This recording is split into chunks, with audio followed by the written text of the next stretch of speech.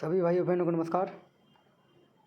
जैसे कि आप स्क्रीन पर देख पा रहे हैं, आज हम इस वीडियो में बात करने वाले हैं एसएससी सिलेक्शन पोस्ट का जो 11 नंबर का था एडवर्टाइजमेंट निकला था लद्दाख वाला। स्क्रीन पर आपको दिख रहा होगा। इसका रिजल्ट कल घोषित कर दिया गया था। लेट नाइट को रिजल्ट आया था। हाई स्कूल लेवल और इंटर लेवल का रिजल्ट आ गया था, लिस्ट आ गई थी, पर ग्रेजुएशन लेवल का रिजल्ट की लिस्ट नहीं आई थी, तो काफ़ी लेट आई है। सुबह ही मैंने चेक किया था अपना।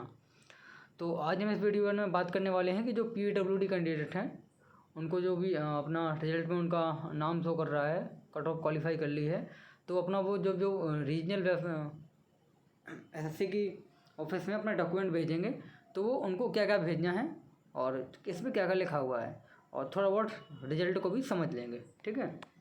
और वीडियो शुरू करने से पहले दो चीज़ मैं बता दूंगा कि जो भी चीज़ मैं आपको बता रहा हूँ अगर वो हेल्पफुल रहती है तो कमेंट सेक्शन में रिव्यू देना मत भूलिएगा। और अगर कोई आपकी जो कंप्लेन है या कोई जानना चाहते हैं तो कमेंट सेक्शन ओपन रहेगा।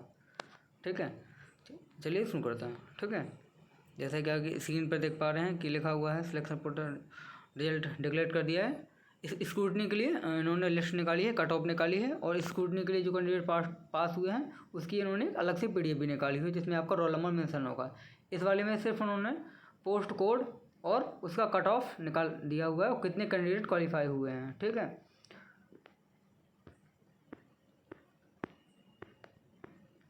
ये इन्होंने सब दे दिया है, कौन किस कैटेगरी से कट हो, और सारा डिटेल इन्होंने फिल नहीं किया हुआ है।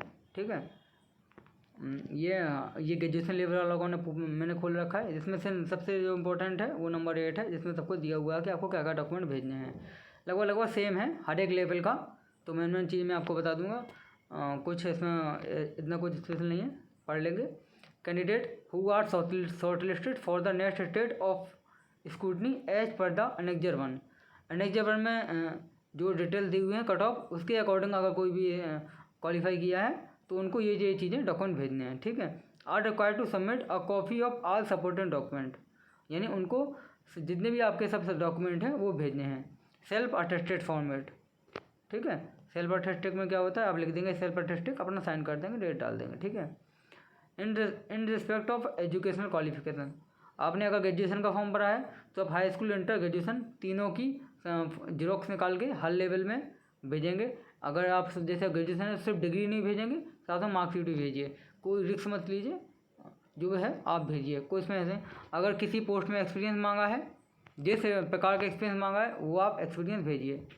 कैटेगरी यानी आपकी अगर PWD कैटेगरी है, OBC कैटेगरी है, ST SC है, उससे रिलेटेड कोई भी डॉक्यूमेंट। जैसे मैं PWD हूँ और मैं OBC हूँ तो मैं अपना सेंट्रल का OBC सर्टिफिकेट एवं PWD सर्टिफिकेट भेजूँगा। PWD सर्टिफिकेट के बारे में लास्ट में बात करेंगे स्पेशली। ठीक है, एज अगर आपने कोई एज इलेक्शन लिया है तो उसके लिए आप रिक्वायर्ड डॉक्यूमेंट आप भेजें। आपने अगर एक्स सर्विसमैन का लिया है OBC तो आप वो सर्टिफिकेट भेजें तो वो मान लिया जाएगा। ठीक है, और सभी कुछ एप्लीकेबल है, और इसके अकॉर्डिंग हम बात कर लेंगे। Hard copy with the print out their online application, साथ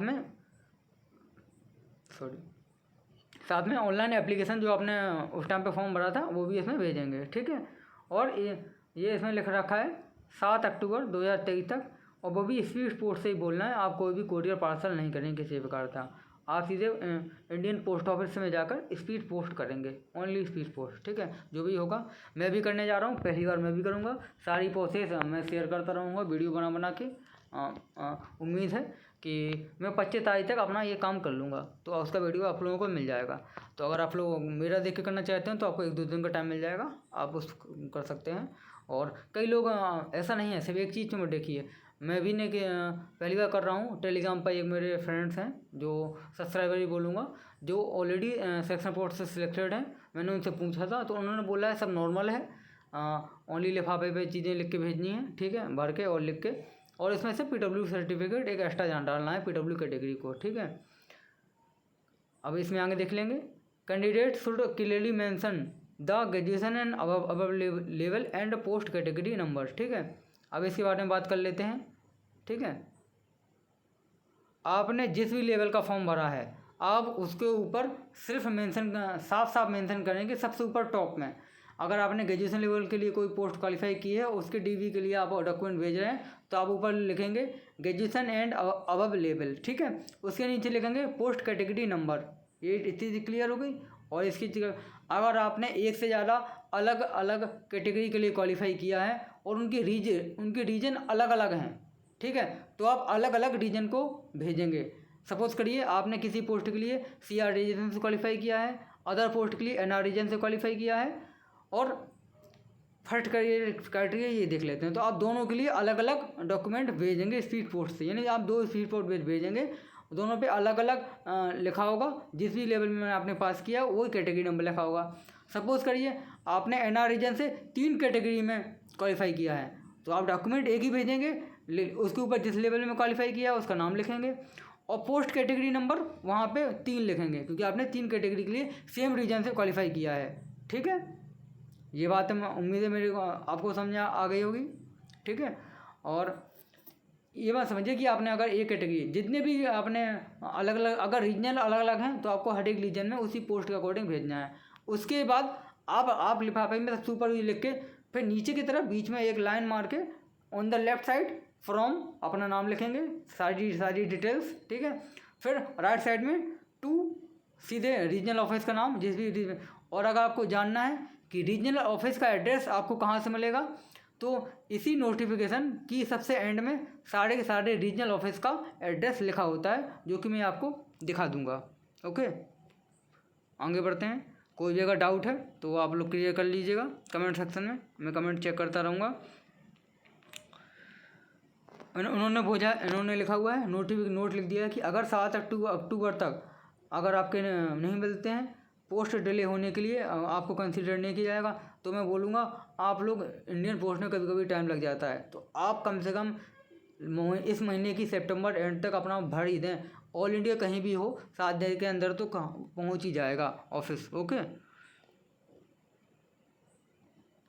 address of regional office, sending the required documents ID as follow, ठीक है, सब कुछ दिया हुआ है। रीजनल कैसे, टोटल मार्क्स वेट ऑन, बाकी इन्होंने दिया हुआ कि अगर कुछ भी होता है तो आप कैसे एंट्री करेंगे।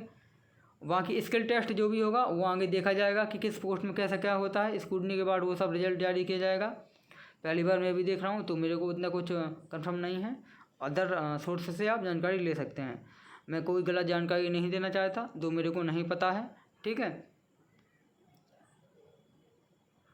मार्क्स ऑफ अभी कैंडिडेट के मार्क्स नहीं डिस्क्लोज किए जा रहे हैं। अभी सिर्फ स्क्रूटनी के लिए डॉक्यूमेंट लिए जा रहे हैं। आप यहाँ देख रहे हैं, यहाँ देख लेंगे, जैसा कि आप देख पा रहे हैं यहाँ लिखा हुआ है ग्रेजुएशन लेवल, यहाँ पोस्ट कोड लिखा हुआ है, कैटेगरी लिखा हुआ है, कितने कैंडिडेट ने क्वालिफाई किया है, टोटल मार्क्स लिखे हुए हैं, ठीक है। मुझे को बस ये नहीं समझ में आया पार्ट भी क्या है। अगर ये किसी को समझ में आया हो तो कृपया मुझे को बता दें, मेरे को ये समझ में नहीं आया है, ठीक है। डेट ऑफ बर्थ लिखी हुई है, तो इस तरह के दिया है हर एक तरह का। जैसे कि मैं अपना दिखाता हूँ कि मैंने किस पोस्ट के लिए क्वालिफाई किया है। मैंने सिर्फ एक पोस्ट के लिए डाला था, इसमें उसका जिक्र नहीं है, देख लेंगे, कोई नहीं, कहीं ना कहीं मिल जाएगा दूसरे में, ठीक है। ये इसमें NW का है, तो इस तरह का सा है। और 1 सेकंड, मैं थोड़ा दूसरा PDF खोलता हूँ, ये पोस्ट कर लेता हूँ। देखिए इसमें सबको तो साफ साफ दिख रहा होगा, ठीक है। सॉरी, जो प्रीवियस खुल गई थी वो लद्दाख पोस्ट वाली खुल गई थी, पर जानकारी आपकी सेम ही होगी, माफ़ कीजिएगा, इंसान है, हमसे भी गलती हो जाती है, ठीक है। सारी डिटेल देखिए, सब कुछ इसमें सेम लिखा हुआ है, कुछ अलग नहीं है, ठीक है। जो अपनी मेन जानकारी अपन को जो चाहिए थी वो इसमें लिखी हुई है। बाकी मैं आपको दिखाने जा रहा हूँ कि जो आपको अगर ऑफिस का जो एड्रेस है वो आपको कहाँ से मिलेगा। तो अपन सबसे लास्ट पे चलते हैं, ठीक है। ये देखिए 8 रीजनल ऑफिस हैं, तो इनके एड्रेस सब कुछ लिखे हुए हैं, सेंट्रल रीजन, ये पूरा आपको सेम टू सेम लिख देना है, ये वेबसाइट छोड़ कर, ठीक है। सेम टू सेम आपको लिख देना है 2 करके, ठीक है। आपको सारी चीज़ें इसमें मिल गई हैं। अब अपन बात कर लेते हैं PWD सर्टिफिकेट की। बहुत लोगों ने सर क्वेश्चन क्यूरी आ रही है कि सर मेरे पास स्टेट फॉर्मेट का सर्टिफिकेट है, मेरे पास सेंट्रल फॉर्मेट का सर्टिफिकेट है। मैंने ऑलरेडी 2-3 लोगों के कमेंट पर रिप्लाई कर चुका हूँ, पर इसलिए इसमें मैं जानकारी दे देता हूँ जिस तरह लोगों ने अभी तक मेरे से पूछा है। तो फर्स्ट ऑफ ऑल आप अपना रजिस्ट्रेशन चेक कर लीजिए एसएससी में, आपने कौन सा फॉर्मेट का या कौन सा उसमें एसएससी के रजिस्ट्रेशन में अपन को रजिस्ट्रेशन सर्टिफिकेट नंबर डालना होता है। तो आपने किस सर्टिफिकेट का रजिस्ट्रेशन नंबर उस पर डाला हुआ है वही सर्टिफिकेट आप भेजें। अगर आप नहीं देख पा रहे हैं तो जो आपके पास है वो भेजें। प्रायोरिटी किसको देनी है? प्रायोरिटी देनी है सेंट्रल फॉर्मेट यानी यूडीआईडी को। अगर आपके पास अतिरिक्त है एसएससी फॉर्मेट है वो भी भेजिए। अगर सिर्फ आपके पास स्टेट फॉर्मेट है तो वो भी चलेगा, जो आपका डिस्ट्रिक्ट हॉस्पिटल से अलॉटेड होता है, सीएमओ द्वारा जारी होता है, वो भी चलेगा। ठीक है, मैं अपना केस बताता हूँ। मेरे पास स्टेट फॉर्मेट है, मेरे पास यूडीआईडी है, मेरे पास एसएससी फॉर्मेट है। मैं क्या भेजने वाला हूँ? मैं यूडीआईडी सर्टिफिकेट और एसएससी फॉर्मेट भेजूँगा। ऐसा क्यों? क्योंकि पहले मैंने स्टेट वाला सर्टिफिकेट नंबर रजिस्ट्रेशन में डाला हुआ था, लेकिन जब मेरा यूडीआईडी बन गया तो मैंने यूडीआईडी का रजिस्ट्रेशन नंबर उसमें मॉडिफाई करके डाल दिया रजिस्ट्रेशन में।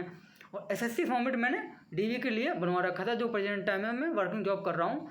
क्योंकि मेरे भी बहुत टाइम पे दिमाग में चलता रहता था ना, उस टाइम पे कोई वीडियो बनाता नहीं था, तो मेरे पास टाइम था तो मैंने एसएससी फॉर्मेट में हैंडीकैप सर्टिफिकेट बनवा लिया था। तो मैं ये 2 चीज़ भेजूँगा, यूडीआईडी सर्टिफिकेट यानी सेंट्रल फॉर्मेट और एसएससी फॉर्मेट। अगर आपके पास स्टेट फॉर्मेट है वो भी चलेगा, सेंट्रल फॉर्मेट अकेला वो भी चलेगा, लेकिन सिर्फ एसएससी फॉर्मेट नहीं चलेगा। आपको स्टेट के साथ साथ एसएससी फॉर्मेट भेजना होगा।